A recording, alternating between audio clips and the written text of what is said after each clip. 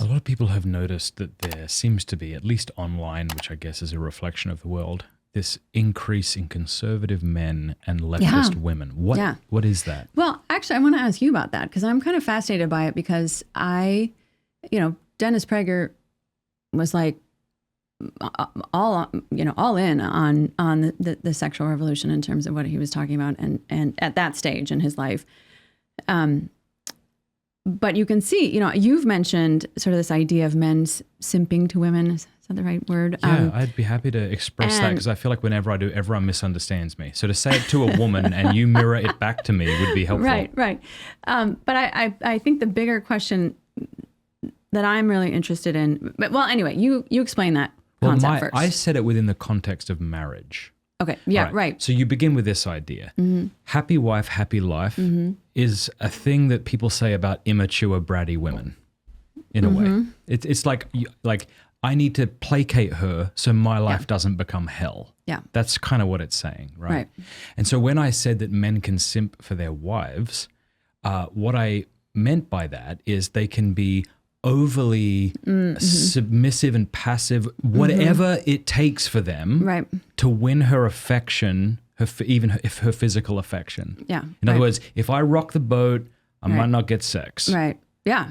So men can instead of being the leaders, like clearly a leader is going to at times have to say tough things with great love and tenderness, of course.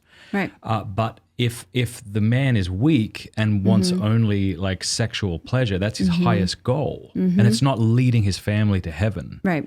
Then he's going to bend over backwards to make her like him. Right. Do you see? No, I agree, and I think it's really interesting. And I would bracket that out between men in terms of married men, and then I also want to talk about the men that are not married to women, but that are worried that there'll be revenge or manipulation or something like that. So I want to talk about that in a second. But I'm what's interesting about the question is the conservative young men, is it porn that's given them the freedom that they no longer have to pursue women, and so therefore they have a kind of freedom emotionally from women that men in prior generations didn't have? Like, I mean, it's a very dark way of looking at it, but I'm curious to know, like, is that, I don't think that's the only thing going on, and it's, it sounds really negative, but I think that there's got to be an element of that if relationship building isn't really, and dating isn't really what it used to be anymore. Pornography is so fascinating to me. I've always been really fascinated by the concept and, the definition and how we interact with it and things like this. I could speak about it forever, but one thing that's for sure is that pornography, the reason we get hooked on pornography is not for the orgasm. It's the same, like the man who gets hooked on gambling, it's not for the money. Right. And you say that and that sounds silly. Like, of course it's for the money. So he's gambling at it. Right. And you go, yeah, but if you gave him $100,000 or $1 million, would he stop gambling? Well, no. Right. And I think so pornography is sort of like that as well, right? It's like, it's not even really about the climax. It's about the constant titillation, the novelty and things like this. So I don't think a man can be satisfied with it. I think certainly he uses it and then maybe finds his real life experiences, if he's fornicating, fall short of it because it involves kind of embarrassment and another human being with her own pores and her own breasts, like she's just normal, like you, wretched like you are. So yeah, I'm old. Do you know what I mean? Like I don't know what young people are going through today. So I think it might be a combination of pornography, although I do see, which is really interesting, like in this manosphere, the type that I would criticize, I see like a rejection of pornography in that as well, which is wild. That is wild. I see this like how embarrassing. Like this is behavior that would make a chimp blush. Yeah. Here you are masturbating to your laptop. Like this is not masculine. Right. So I don't know if it's a combination of that and how are men and women interacting today? I do think there's... Like I'm old, but I'm not like so. But I guess what I mean is technology has advanced so quickly in such a short span. It's hard to tell what's like going I got my first, like I remember the iTouch and that came out I was about 2008 or something. iPod. No, iTouch. It was called an iTouch. Look it up. It was an iTouch.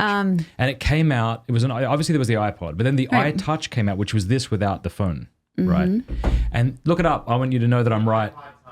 I was right. You're welcome. No, it was the... All right, we'll split it down the middle. We were both right.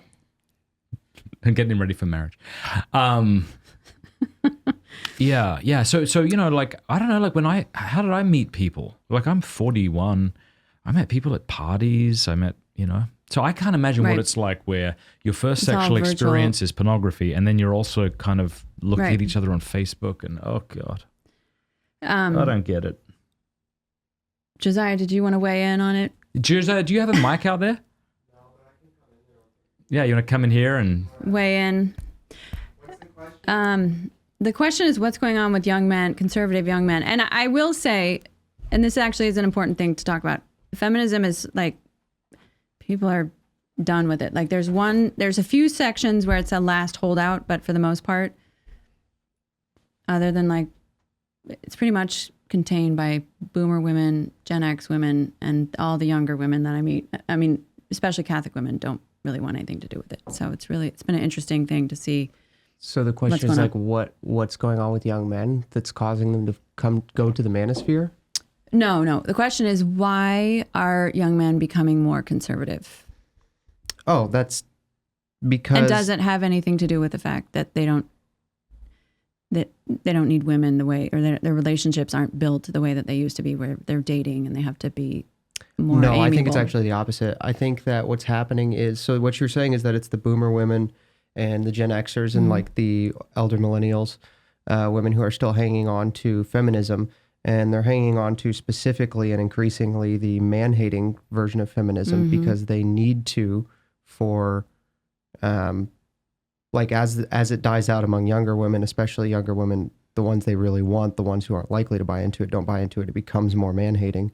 And those women are the ones holding on to it, but those are also the women running all of the bureaucratic organizations teaching youth in schools and in colleges and stuff. And so they become more conservative just as a reaction to being hated by the people who are supposed to be caring for them and teaching them. So they automatically go find something else, and they just find... these online communities that are increasingly more conservative and increasingly conservative in more radical ways. And they get distilled down into these more extreme forms, right? Where like as the heat turns up from the outside world, the ones who are, you know, not as pure ideologically boil out. And so it's like distilling alcohol. It gets stronger and stronger and stronger. Nice analogy.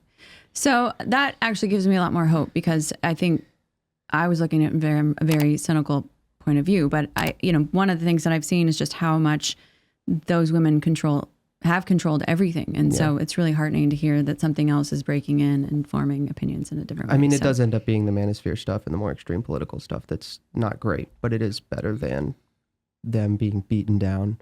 You know, I'm inclined to say that while a lot of the things they're buying into are not good, it is better than them hating themselves. Because if you had an entire generation, I should say, because I think the latter half of Gen X and the former half of the millennial generation largely are, the men are self-hating and weak. I think if you had another generation of that, society would be completely doomed. But I think it is better, this is maybe not great, but I think it's better for men to be in the manosphere following Andrew Tate than to be weak and self-hating. So, yep. There you go. Thank you, Josiah. And it is interesting, you know, like when we were doing chastity talks back in the 90s and aughts, well, not the 90s for me, but you would hear those chastity talks and they very much centered on, not always, but it did kind of feel like, men, come on, men, please stop. Like, look at all these great women. Right. And even today you hear that. There's so many great single women. You're like, are they great? Yeah. Or do they have no interior life because they've destroyed it by binging on Netflix and doom scrolling TikTok? Like, what's left in a woman after she's done that for 10 years? So I think the answer is both men and women typically suck, and we should try to stop. But it seems that blaming each other isn't helping. Obviously not helping at all. Hey, thank you so much for watching. Before you go, do us a favor, leave a comment, let us know what you thought of the video, like, and subscribe.